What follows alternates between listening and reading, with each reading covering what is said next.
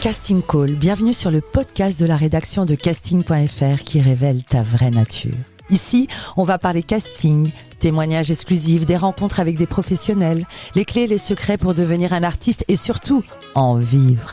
Casting Call, c'est ton nouveau coach audio qui te permet de poser ton premier pas sur ton chemin de l'éveil et de la réussite.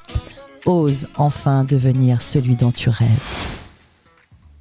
Bonjour et bienvenue sur Casting Call, le podcast de la rédaction de casting.fr. Je suis Soledad Franco et aujourd'hui j'ai le plaisir de recevoir un grand monsieur, un grand monsieur, journaliste, producteur et auteur. Il a imaginé une pièce, jouée actuellement au Théâtre de la Renaissance, interprétée par l'immense Jacques Weber et la brillante Élodie Navarre. Journaliste, réalisateur et producteur, il est à l'origine de projets marquants comme Pourquoi nous déteste-t-il ? À travers ses documentaires, il explore des thématiques fortes comme l'identité, le racisme et l'antisémitisme. Des sujets aussi complexes que nécessaires dans notre société actuelle. Mon invité du jour est un homme passionné, engagé, déterminé à ouvrir des conversations importantes. Comment se construire une carrière où l'on choisit de raconter ce qui compte vraiment ? Quels défis et quelles motivations ont guidé son parcours ? Mon invité du jour est Alexandre Amiel. Bonjour Alexandre. Bonjour Soledad. La devise de ce podcast est « Ose devenir celui dont tu rêves ». Qu'en est-il pour toi en cette année 2025 ? Je ne me suis jamais vraiment posé ce genre de questions. Donc, la question n'est pas de savoir si j'allais devenir ce que je rêvais. En revanche, la seule chose qui est sûre, et si des gens qui écoutent cherchent à faire ce métier ou ces métiers, c'est qu'il faut faire les choses. Donc moi, quand on me demande tout le temps... mais comment ça se fait que tu fais une pièce de théâtre, t'as jamais écrit de pièce de théâtre, une série sur TF1, t'as jamais fait de fiction, des documentaires, des émissions. Je dis, juste, je les ai faits, quoi. Donc, faire les choses, c'est la première des choses pour faire n'importe quel métier. Essayer, entreprendre. Et en fait, faut pas avoir peur d'essayer. Il n'y a que les gens qui font rien, qui peuvent passer toute leur vie à dire que tous les autres sont des cons, que cette pièce est nulle, ce film est à chier. Je respecte 100 fois plus des gens qui font des mauvais films, qui écrivent des mauvais livres, mais qui essayent et qui font les choses. Donc, pour répondre à ta question, la seule chose qui m'intéresse, c'est de faire les choses. Après, ça ne t'appartient plus. T'essayes de les faire le plus sincèrement possible et du mieux possible. Et puis tu vois ce que ça devient. Tu es né à Montréal. Parle-nous un petit peu de ton enfance. Tes parents étaient déjà dans les médias ? Pas du tout. Alors, je suis né à Montréal. C'est vraiment très marquant de mon enfance que je suis parti. J'avais 2 semaines. Ah. Mais c'est suffisant pour avoir le passeport et la double nationalité. Okay. Je suis né au Canada parce que ma mère voulait accoucher auprès de sa mère, donc ma grand-mère, et elle vivait à l'époque au Canada. Il faut savoir que beaucoup de Juifs du Maroc ont émigré au Canada, qui faisaient des facilités. Pour cette famille qui venait d'un milieu modeste, c'était un marchepied, une entrée vers le continent américain. Donc il y a une grosse communauté juive marocaine qui a vécu au Québec. Parfois, après, ils sont partis en Amérique, en Floride, chercher de la chaleur. Donc c'est comme ça que moi, je me retrouve à naître au Maroc. Au Maroc, c'est un joli lapsus, à Montréal, au Canada. Et de Montréal, tu es allé où ? Ensuite, mon père vivait à Londres, donc on a vécu la première année de ma vie à Londres, et puis après, toute ma vie à Paris, jusqu'à mes 50 ans cette année. Et alors, dis-moi, le déclic du journalisme, ça a été une évidence ? Tu as fait quoi comme formation ? C'était assez évident pour moi, c'est-à-dire que plus jeune, je m'étais dit que j'étais intéressé par la chose politique. Puis très vite, j'ai vu que la politique, c'était quand même une matière de soldats. Et moi, j'étais fondamentalement... En tout cas, j'avais l'illusion de vouloir et d'aimer la liberté. Donc, comme je supporte l'autorité de rien ni de personne, j'ai été vers le journalisme, qui était un endroit que j'ai tout de suite adoré. Parce que dans l'espace de ton sujet, de ton reportage, de ton papier, il n'y a personne d'autre que toi qui écrit, qui dit, qui lit ce que tu as envie de raconter.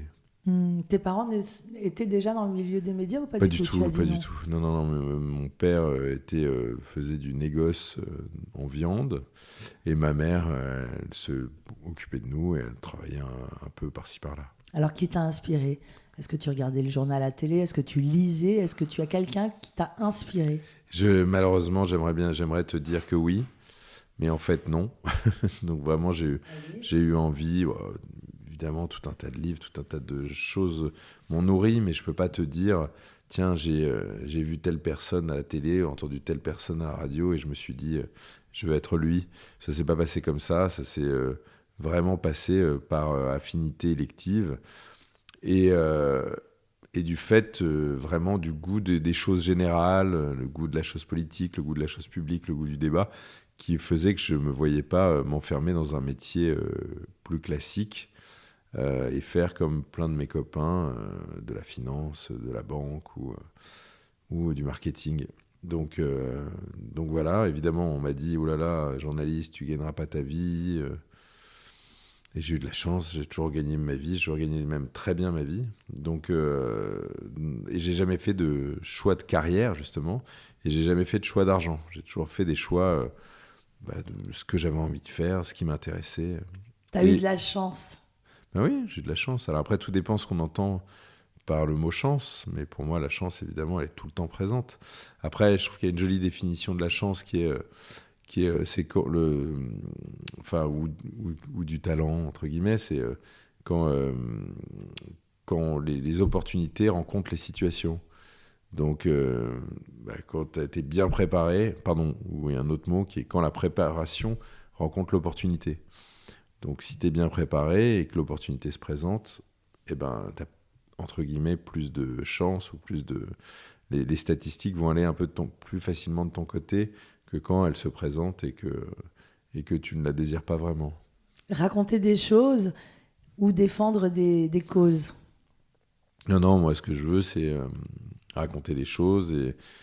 Et puis voilà, j'ai appelé ma boîte Caméra Subjective parce que je considère qu'il n'y a pas d'objectivité dans le journalisme et dans le fait de raconter les histoires, quelles qu'elles soient. Si tous les deux, quand on termine cet entretien, on appelle quelqu'un, on raconte ce qu'on vient de vivre, on va pas raconter la même chose. En fonction de l'endroit où tu te places, qui tu es, ton histoire personnelle.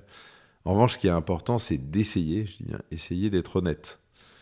C'est-à-dire si sciemment je pars d'ici et que je dis des choses que je sais fausses parce que ça sert mes intérêts, mes envies, je serais malhonnête.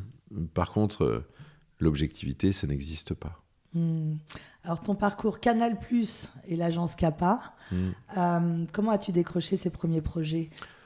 J'ai commencé très jeune pendant mes études déjà à faire des piges. J'ai commencé dans des petites radios, des petits journaux. Et puis j'ai fait un grand stage à France 3 en même temps que mes études. Donc déjà j'ai eu la chance ou en tout cas l'envie déterminée de faire ce métier très jeune. Et donc je me suis dit, en plus de mes études, j'ai déjà tout de suite commencé à faire là où la plupart des gens font des stages à l'issue de leurs études ou un stage d'un mois. Moi, j'ai toujours débrouillé pour travailler en même temps que mes études, ce qui m'a donné l'opportunité de travailler plus jeune et d'arriver un peu plus vite là où j'avais envie d'aller. Donc, sorti de tout ça, un jour, je vois le directeur de la rédaction de Canal+ rentrer dans une boutique, Éric Gilbert, que je vois toujours, que j'aime beaucoup. Et j'attends qu'il sorte. Alors, il reste une plombe dans cette boutique. Et une fois tu le connaissais pas du tout? Pas du tout, non. Jamais vu. En revanche, je savais qui c'était.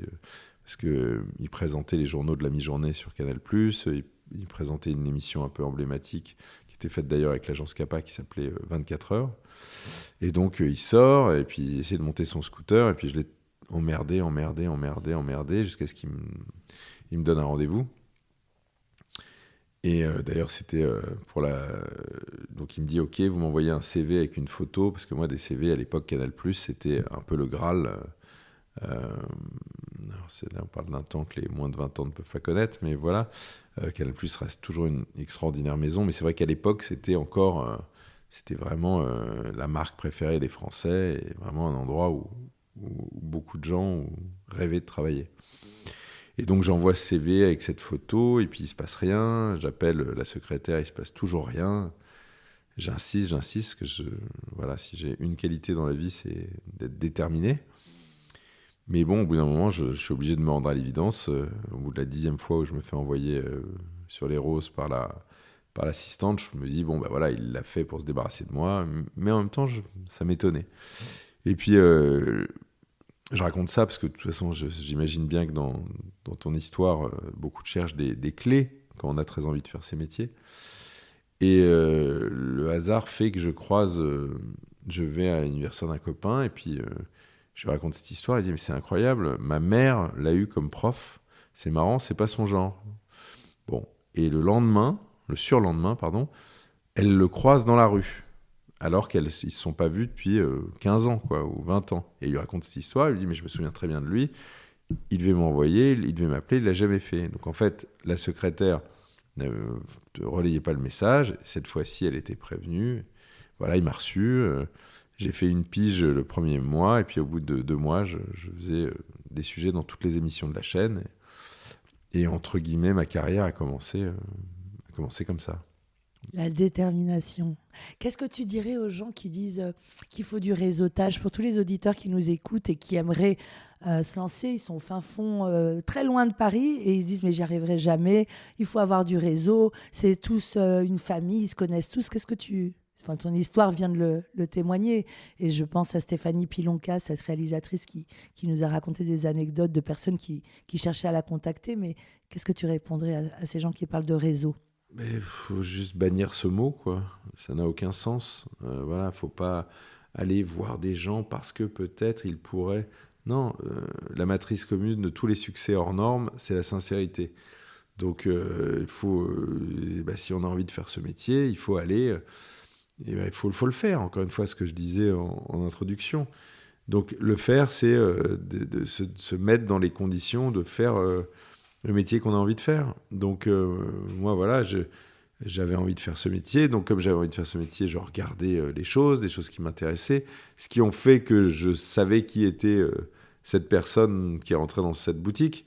Mais voilà, j'ai pas cherché à me faire un réseau. Juste, l'opportunité s'est présentée, je me suis retourné la peau. Et d'ailleurs, c'est ce que Aimé a raconté après, et avec Gilbert à tout le monde. Il disait, un mec qui est capable de venir m'emmerder, alors que c'était un homme assez sévère, assez difficile d'accès, ça fera un bon reporter. Parce qu'un mec qui est capable d'avoir le culot, la détermination de venir me voir et de me dire je vais parler et tu vas m'écouter, ça fera un bon reporter. Donc non, il ne faut pas se monter la tête, le réseau, et je connais personne. Voilà, dans ces métiers comme dans d'autres, il y a des gens qui sont des enfants de la balle. Il y en a beaucoup, mais comme dans n'importe quel métier. Moi, ce n'est pas du tout mon cas. Je n'avais aucun réseau, entre guillemets, même si je venais d'une famille un peu aisée. Donc, mais c'est pareil. Quand j'ai commencé, je me disais, ouais, j'ai la chance d'être d'une famille aisée. Donc, si jamais je tombe, ils pourront un peu me retenir et m'aider. Mais finalement, je suis autonome financièrement depuis que j'ai 20 ans. Donc, j'ai vu des gens très aisés ou avec un gros capital social ou professionnel faire rien, et des gens avec rien faire des carrières magnifiques. Donc, je veux dire, j'ai fait un doc il y a quelques années qui me tenait à cœur, qui s'appelait, avec tous mes titres à la con, j'oublie le titre, que j'ai fait avec Maïmouna Doucouré, où j'ai pris Maïmouna Doucouré pour le faire, qui est une réalisatrice que tes auditeurs connaissent peut-être, qui s'appelait « C'est pas pour moi ». Donc le principe j'avais écouté une interview qui m'avait vachement plu, du réalisateur c'est à ce coup j'ai un trou, je connais que lui, du réalisateur du Ciel, les oiseaux et ta mère, j'ai oublié son nom, et qui racontait que quand il avait décidé il a grandi à Saint-Denis, famille première génération d'immigration, et il racontait que ses parents lui avaient dit, quand il a dit qu'il voulait faire du cinéma, il lui a dit mais c'est pas pour nous, est-ce que tu connais des gens comme nous qui font ce métier?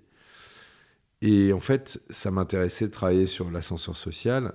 Et voilà, donc quand les gens se disent « j'ai pas de réseau », ok, mais après, c'est qu'est-ce que tu fais, d'où tu pars? Alors c'est sûr que le chemin peut être plus long ou plus sinueux que des gens qui sont des fils d'acteurs ou des fils de réalisateurs, puisqu'on est dans une société de casting. Mais ça ne veut pas dire qu'ils auront peut-être une chance plus rapidement, mais c'est pas ça qui fera une carrière. Ouais. Voilà. En 2017, tu es à l'origine de Pourquoi nous détestent-ils, un reportage Canal+, qui aborde les sujets très sensibles comme le racisme anti-noir, anti-arabe et l'antisémitisme. Quel documentaire, c'est bien ton ADN, ça, les thématiques sociales. Comment est né ce projet ? Disons que ça faisait quelques années qu'il y avait une montée de l'antisémitisme en France et que c'était un sujet qui me touchait, mais auquel j'avais pas très envie de me frotter, un peu par lâcheté, un peu par confort personnel. Mais bon, quand même, c'était là. Et puis un jour, mon fils rentre de l'école, c'était après les attentats de l'hypercachet à Charlie, et il me dit « Papa, pourquoi est-ce qu'il nous déteste ?» Alors je lui réponds, il a 8 ans, et je lui réponds « les gens nous détestent pas. » Il dit « Si, Koulibaly, Mera, Dieudonné, viens, on va vivre à Londres. » Je lui dis « Non, on va pas vivre à Londres, on est français. » Et puis voilà, puis là, je me suis dit « Bon, faut que je fasse un film. » Et puis, j'avais pas envie de faire un film sur l'antisémitisme à proprement parler, parce que je considère que les films qui dénoncent le racisme, l'antisémitisme, ça fait l'effet inverse de celui escompté. Donc moi, ce qui m'intéressait, c'était de raconter les fractures identitaires de la France, donc de faire 3 films. Un film sur l'antisémitisme, un film sur le racisme anti-arabe, un film sur le racisme anti-noir, mais qui ne disent pas son nom. C'est-à-dire que fondamentalement, moi, ce qui m'intéresse, c'est que moi j'ai 50 ans, quand j'étais jeune, ça n'avait aucune... Je veux dire, les fractures communautaires, elles n'existaient pas. Et quand on disait arabe, juif ou machin, ça n'avait pas la même connotation que maintenant. Aujourd'hui, et alors, bon, malheureusement, c'est encore renforcé et poussé aujourd'hui par des gens qui ont un intérêt ou des intérêts politiques. Donc voilà, j'ai décidé de faire 3 films et de prendre des gens qui étaient un peu connus. Donc j'ai pris Lucien Jean-Baptiste, Amel Chabi, pour incarner ces films. Et l'idée, c'était que, fondamentalement, c'était des gens qui vont bien. Donc Amel, Lucien et moi, on n'est pas victimes ni de racisme ni d'antisémitisme. Mais en revanche, en incarnant ces films et en travaillant ces sujets, en mêlant histoire personnelle et la grande histoire, entre guillemets, on pourrait donner à voir à des gens qui ne sont pas concernés par ces sujets. Et on a fait cette série qui a été un gros succès. Donc au début, c'était 3 films qu'on a regroupés dans un seul, qui a fait une petite sortie au cinéma, qui a été au César. Et après, il y a eu 4 saisons. On a fait 9 autres films. Et on a raconté un peu la société française à travers ces différents films. Quel a été ton plus grand défi, justement, en réalisant ces reportages ? Encore une fois, le problème des films qui dénoncent le racisme, c'est ou des films de sachants, et ça raconte les fondements de la métaphysique, du racisme, et donc ça laisse les gens à distance, ou ce sont des films militants, et ça dit vous êtes des salauds d'être racistes, et donc en gros les 10% qui sont concernés, ils se cachent sous la couette, les 10% de racistes, ils se disent on parle encore des Noirs, des Juifs, des Arabes, et puis ils vont pas bouger une voix, et les 80% au milieu, ils se sentent pas concernés, ils se disent pourquoi est-ce qu'on nous emmerde encore avec tout ça. Donc l'enjeu de ces films, c'était pas de parler aux Juifs, aux Noirs, aux Arabes, c'était de parler à tout le monde et de se dire tiens, je voyais pas les choses comme ça, et d'être concerné par un sujet qui ne te concerne pas a priori. Quelle a été la réaction du public ? Tu as reçu des critiques. Je sais que les reportages ont eu un grand succès, mais est-ce qu'il y a eu des réactions négatives ? Ça a été une espèce de miracle permanent. C'est-à-dire qu'on était sur un fil, ce fil a fonctionné. Donc non, je peux... En tout cas, évidemment, qu'il y a dû avoir plein de critiques, mais elles ne sont pas tellement arrivées à moi. Tu as eu, tout au long de ton parcours, est-ce qu'il y a eu des moments où tu as douté, où tu t'es dit je lâche l'affaire ? Je me souviens pas, donc je crois pas. Non, évidemment, même quand j'ai commencé et tout, c'était pas forcément simple, mais non, jamais. De toute façon, je pense que les gens... Moi, voilà, maintenant, je fais ce métier depuis presque 30 ans. J'ai commencé, j'en avais 20, j'en ai 50. Et je pense que le trait commun de tous les gens qui font ce métier dans la durée, c'est qu'ils n'ont pas le choix, en fait. C'est que tu peux pas faire quelque chose d'autre que ces métiers-là. Donc, en fait, c'est comme l'air que tu respires. t'en as besoin. Donc, et tout au long de mon parcours, j'ai vu des gens avec beaucoup plus de talent, beaucoup plus, plein de qualités supplémentaires, arrêter et devenir prof de yoga ou agent d'assurance parce qu'à un moment, ce métier est très dur. Donc, c'est très dur. Moi, je ne veux pas dire aux gens que c'est dur. C'est pas, en tout cas, exigeant. Et si tu manques de détermination, si tu n'es pas déterminé, si tu ne fais pas ce métier. En fait, pour y arriver, il faut le faire à 160%. Et à 160%, tu n'es même pas sûr que ça marche. Donc, si tu le fais en dessous, de toute façon, y a une sélection naturelle qui fait que tu n'y arriveras pas. Et après, c'est encore autre chose, les métiers d'image, les métiers de... Mais en tout cas, voilà, si ton but dans la vie, c'est pas d'être le présentateur du 20h ou Catherine Deneuve. Ton but dans la vie, c'est de faire ce métier et d'en vivre tous les jours. Et après, le reste, tu verras. Jamais tu as eu envie d'être à l'image, toi ? J'ai été à l'image. Moi, j'ai commencé par l'antenne. J'ai fait de l'antenne et j'ai arrêté à 30 ans. Parce que je supporte l'autorité de rien ni de personne. Et donc, c'est pour ça que je suis devenu producteur à 30 ans, alors qu'on me proposait d'avoir des émissions. Et j'étais dans une émission qui s'appelait Le Vrai Journal, où je faisais de l'antenne. Avant, j'ai présenté les flashs, les journaux sur Canal, etc. Mais en fait, c'était plus important pour moi de faire ce que j'avais envie de faire, comme j'avais envie de le faire. Et puis aussi, j'avais pas envie d'être tellement esclave de l'antenne. Donc, l'antenne, aujourd'hui, j'en fais... dans mes films ou quand je vais faire de la promo pour ce que j'ai à raconter. Et puis je peux en faire si demain j'ai envie. En tout cas, j'ai créé un outil pour faire ce que j'ai envie de faire. Mais c'est vrai que on est dans une émission de casting. Moi, j'aurais jamais pu supporter de vivre uniquement dans le regard, le désir des autres. Donc, j'ai toujours essayé de créer mon espace pour raconter les histoires que j'ai envie de raconter. Il y a 20 ans, donc tu crées la production Caméra Subjective. Journaliste, tu deviens producteur. Quel conseil tu donnerais justement encore à des personnes qui ont envie de produire des projets ? Raconte-moi rapidement les étapes. De toute façon, c'est toujours pareil. Il n'y a pas d'étapes, il n'y a pas de projet, il y a autant de parcours qu'il y a d'histoires. Alors, c'est vrai que les boîtes de prod, c'est un peu le miroir aux alouettes parce que c'est le métier le plus concurrentiel du monde. N'importe quel acteur... qui a fait 2 trucs, n'importe quel réalisateur, n'importe quel journaliste, il se dit je vais monter une boîte de prod.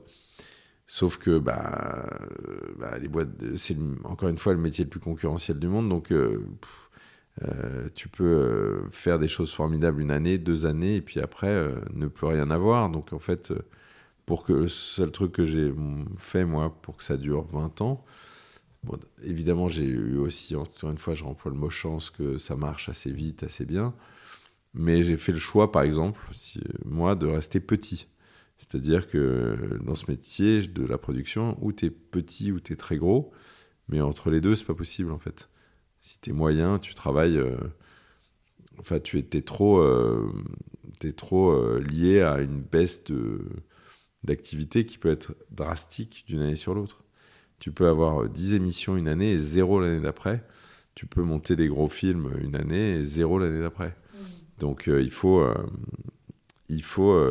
moi, donc, je préférais avoir une certaine souplesse. Après, c'est un métier où les boîtes qui marchent, elles sont de moins en moins indépendantes. Moi, ça fait 20 ans, j'ai fait le choix de rester indépendant, mais c'est vrai que c'est pas simple. Est-ce que l'idée aussi, c'est justement d'avoir la bonne idée ? J'ai vu un de tes... Parle-nous de ce sujet, les addictions, justement. C'est toi qui as eu l'idée ? Comment c'est venu ? C'est venu... j'ai un copain que j'aime beaucoup, qui s'appelle Christophe Tison, qui est revenu de très très loin. C'est-à-dire qu'à un moment, je le croisais quand je produisais N'ayons pas peur des mots sur les télés. Il était tellement... alcoolisé et drogué, que je me suis dit la prochaine fois que je le verrai, ce sera au cimetière. Puis je le recroise 2 ans après, je le recroise 2 ans après, sur une plage, il avait perdu 20 kilos, il était complètement sevré, complètement... Et je lui demande, mais t'es à quoi de replonger ? Et il me dit, 1 verre. Donc en fait, je me suis toujours dit que ça serait intéressant de travailler sur les addictions. Et j'ai fait une série qui s'appelle Demain j'arrête, qui a eu un gros succès sur Canal+. Et Nora Malagré a parlé du sucre. Rose... Alors ça, c'est le mode de narration, comme j'avais fait dans Pourquoi nous déteste-t-il. Et en fait, c'est pareil, faire des films incarnés, ça permet de rentrer dans ces sujets de façon moins aride que si je faisais un doc sur l'addiction. C'est un truc que j'ai fait beaucoup, l'incarnation. J'ai commencé par un doc qui s'appelait Made in France, où en fait, factuellement, c'était un doc sur l'état industriel de la France. Sauf qu'en vrai, c'est le principe de ce doc, c'était est-ce que c'est possible de vivre 100% Made in France comme les injonctions politiques et publiques nous invitent à le faire. Et donc du coup, d'un seul coup, c'était un jeune mec de sa génération qui décide de vider tout ce qui n'est pas français de chez lui, et d'un seul coup, il se retrouve sans frigo, sans rien. Et donc c'est tout de suite plus parlant que d'aller juste faire des interviews d'industriels. Donc là, c'est pareil. Demain, j'arrête. C'est prendre des personnalités qui ont des addictions plus ou moins fortes qui travaillent sur notre rapport à l'addiction. Et c'est sûr que c'est toujours plus fort quand c'est incarné par quelqu'un qu'on connaît. C'est une porte d'entrée plus simple et moins culpabilisante. Alors, on va parler du sujet, L'Injuste, qui se joue au Théâtre de la Renaissance. Quelle pièce depuis le 23 janvier que tu as coécrit. Donc là, c'est le théâtre. Vous êtes plusieurs à avoir coécrit cette divine pièce. Je te laisse le présenter. Écoute, c'est gentil que ça t'ait plu. Ça me fait très plaisir. Je te raconte quoi? L'histoire de comment cette pièce est faite? Comment tu as eu l'idée de coécrire une telle pièce? Alors évidemment, c'est interprété par Élodie Navarre et le grand Jacques Weber. Tu fais pas les choses à moitié. C'est joué au Théâtre de la Renaissance. Le sujet, tu vas nous en parler, mais je voudrais savoir comment c'est né. Tu t'es dit, tiens, j'ai envie d'écrire un truc, je vais appeler des potes. Vous êtes nombreux. J'ai essayé d'imaginer comment on coécrit à plusieurs. Je te laisse nommer les personnes qui l'ont fait avec toi.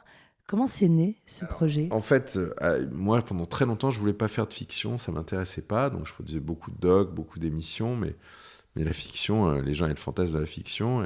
Et à un moment, à Canal+, il y a une dizaine d'années, on m'a proposé de me financer 3 longs métrages, et j'ai refusé. Donc, les gens ils te regardent comme un fou parce que les producteurs se bagarrent tous pour faire des longs métrages, c'est le Graal.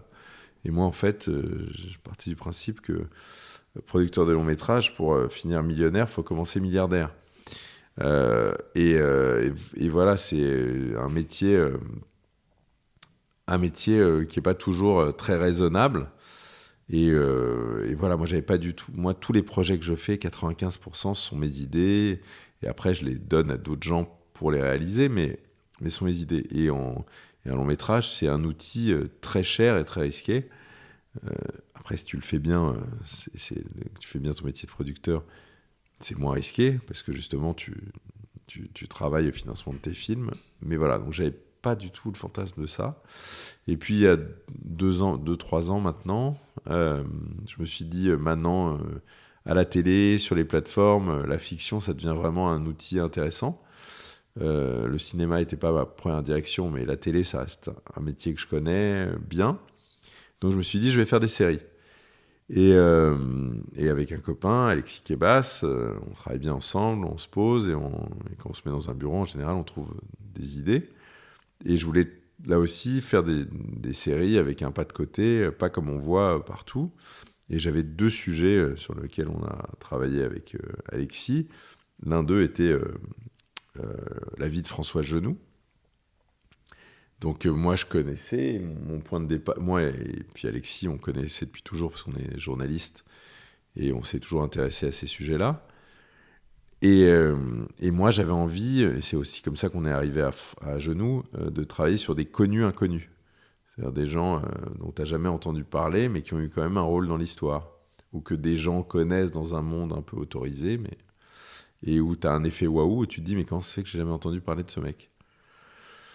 Donc on a écrit cette série, j'avais envie les templates de cette série, et puis j'avais envie de ce procédé narratif qui était l'interview, et revenir un peu sur le parcours de cette personne.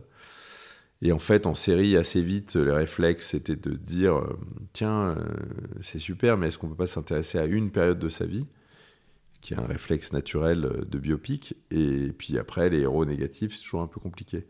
Donc j'ai eu l'intuition de me dire il faut en faire une pièce de théâtre. Et puis si ça marche, on l'adaptera au cinéma ou autre. Mais déjà, j'avais envie d'en faire un huis clos et une pièce de théâtre. Donc très vite, j'ai eu l'idée de la pièce. Je suis parti de la fin, c'est-à-dire que, pour que tes auditeurs comprennent, François Genoux, c'est un garçon charmant qui a 13 ans au moment de l'accession d'Hitler en pouvoir, qui vit dans la petite bourgeoisie suisse, qui part faire un échange en Allemagne, et il tombe amoureux d'Hitler. Donc le nazisme, ce sera sa vie. À 13 ans. Ouais, adolescent, à 15 ans. Et puis, toute sa vie va être guidée par ça. Donc, il rentre en Suisse, il est un des fondateurs du parti nazi suisse. Après, la guerre se passe pas forcément comme il l'aurait voulu.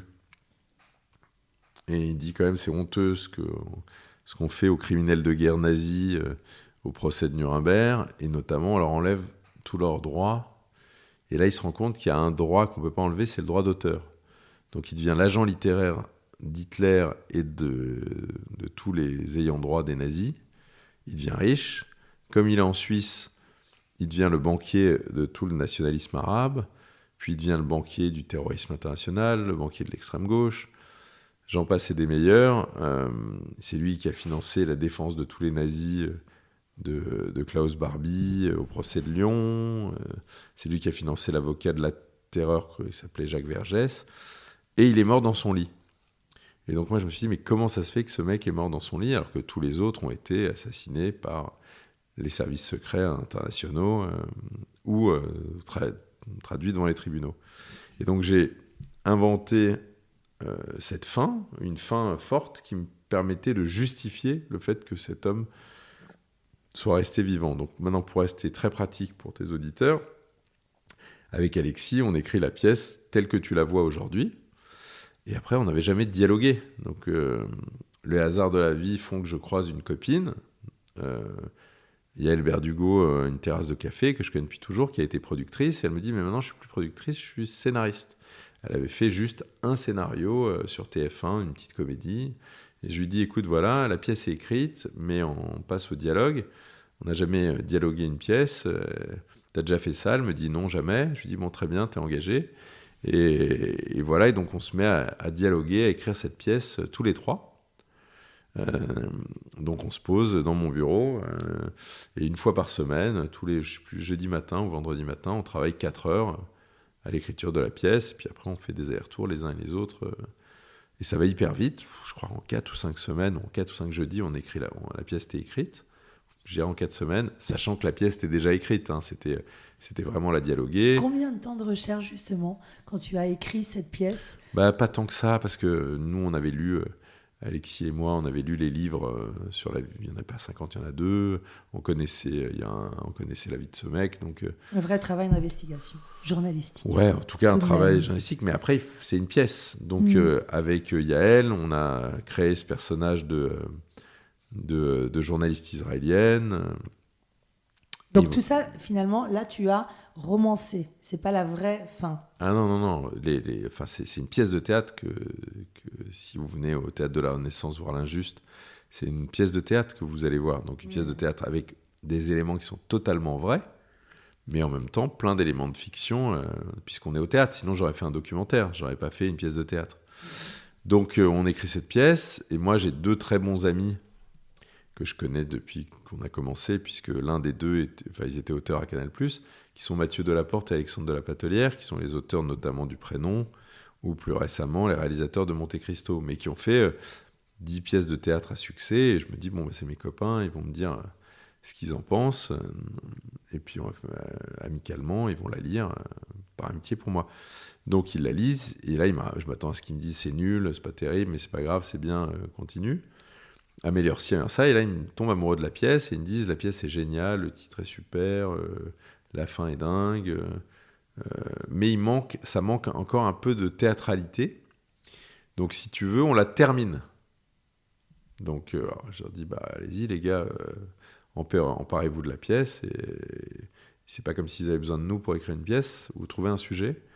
Finalement, entre les Mousquetaires, Monte Cristo, ils n'ont pas eu le temps, mais ils avaient très envie de s'engager dans le projet avec moi. Donc, ils m'ont proposé de la produire avec moi. Et ils ont une idée d'une 4e personne qui est rentrée dans le processus, qui est Jean-Philippe Daguerre, à qui ils avaient remis un prix pour sa pièce Monsieur Hoffmann. Et donc Jean-Philippe, c'est pareil, c'est un mec qui fait je sais pas combien de pièces par an. Il a pas, encore une fois, c'est pas des gens qui vont sur des pièces déjà existantes. Il lit la pièce, lui aussi tombe amoureux de la pièce. Et donc il est passé dessus et il a amené 3-4 idées, enrichi des dialogues, qui ont amené la pièce sans la changer, mais qui ont fait que la pièce était passée un step, quoi. Donc voilà comment on se retrouve à être à 4 à écrire une pièce de théâtre. L'injuste, quel titre? Une vraie question philosophique. Je pourrais te poser 1000 milliards de questions. Je voudrais juste, en 2025, lorsqu'on met en scène ce sujet, est-ce qu'on pense, est-ce que c'est le bon moment, vu l'atmosphère politique, ce 7 octobre, est-ce que ça pose question, frein, Ça pose plein de questions, moteur. plein de freins, mais surtout, il faut pas en tenir compte, quoi. C'est-à-dire que, voilà, si on est sûr, il faut se faire confiance et faire confiance à l'intelligence des gens et à la façon de traiter le sujet. Donc, tu sais, aujourd'hui, on a de la chance. Le théâtre est plein tous les soirs, pourvu que ça dure. On n'en est qu'à 10 jours, mais on est parti pour faire 80 et peut-être 100 dates. Donc après, tout le monde te dit « Ah oui, mais forcément, cette affiche... L'affiche est extraordinaire. Ouais, c'est un photographe formidable qui s'appelle Jonty, qui a fait ça et qui n'avait jamais fait d'affiche de théâtre et qui est photographe de plateau, qui est photographe de plateau sur Le Négociateur, la série que je fais sur TF1. Voilà, et donc encore une fois, c'est toujours la volonté d'être déterminé dans ce qu'on fait et de pas accepter les choses et toujours essayer de se donner le maximum de moyens que ça marche.